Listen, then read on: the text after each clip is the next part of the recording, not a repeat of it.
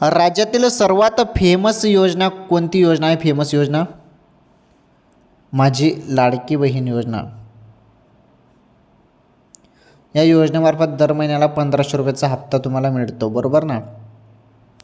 आता तुम्ही सर्वजण वाट बघू लागले 17व्या हप्त्याची.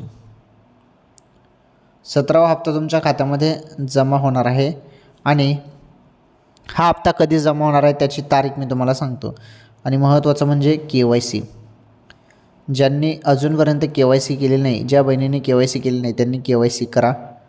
18 नोव्हेंबरपर्यंत KYC करा. आता तुम्ही म्हणाल KYC नाही केली तर काय होईल?